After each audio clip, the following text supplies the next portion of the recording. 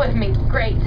Well, not only here in Ketchikan are we a very small town, but we're on an isolated island. So we don't have any bridges connecting us to any other place. And we're in the last frontier, Alaska. So those three things just make for the perfect storm for weird people to live here. That and inbreeding. Wow. I would stop the bus if we weren't driving on the highway. Yeah, this is on the highway. No, I do not know her, and I don't think we will get to know each other. But let me tell you, ma'am, that there are also 3 ways that you can get here to the island. You can get here by plane, there's an airport, and then by boat, which is how you did it. And unfortunately, none of you got the last way, which is by birth canal. And yeah, you must be from Texas, are you? I offended you. But a few weeks ago, I had a man. I don't get asked dumb questions. I get asked silly questions. This question that was verging on the point of being beyond dumb. He asked me, he said, "Excuse me, Olivia, but what is the birth canal and how do you get there?" Took me about 5 seconds to realize he was being sincere. Incredibly sincere, and I just said, "Sir, I'm not going to answer that." Unfortunately, we had about a half an hour drive together with about 50 other people laughing hysterically on board, and so made for a great ride. Now, a few of the other questions that I've been asked several times, mind you, at what age does a deer become a moose? So it's not at what age, it depends on the elevation. Don't go repeating that. Actually, you, lady, the one who was so kind earlier, you can joke and tell everybody that. It depends upon the elevation. But the other questions, where do I need to look in order to see Russia? You can only see it from Sarah Palin's house.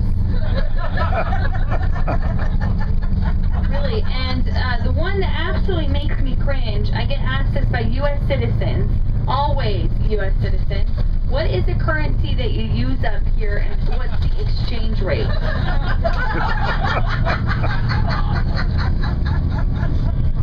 Unbelievable.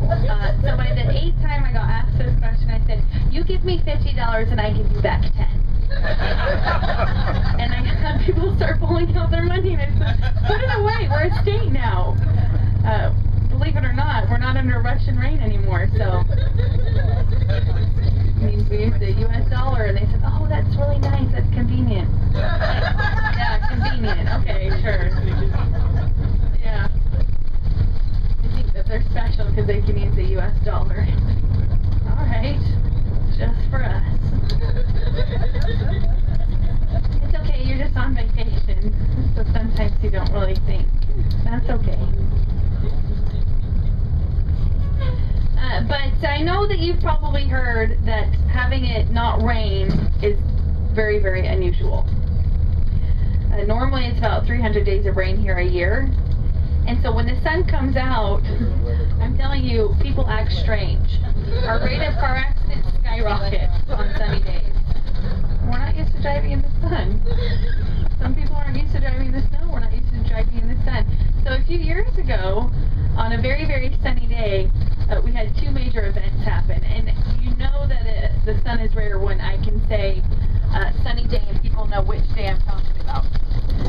Just depending on how many berries I use. And so, one, a lady drove her car straight into a building downtown because the sun was shining in her eyes. The second major thing that happened was we had a highway speed chase. He told you about it? Did he tell you what the guy said, though, to the judge? He didn't? Well, because there's no bridges connecting us to any other place, this man was very, very lucky.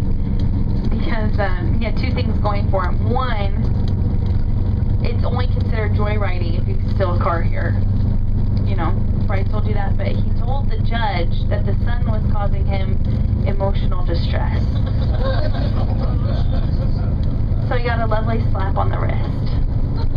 And I would, you know, like to tell you that the locals only talked about it for a couple days, maybe even a few weeks, but it's been years. Years and people still talk about it like it happened yesterday.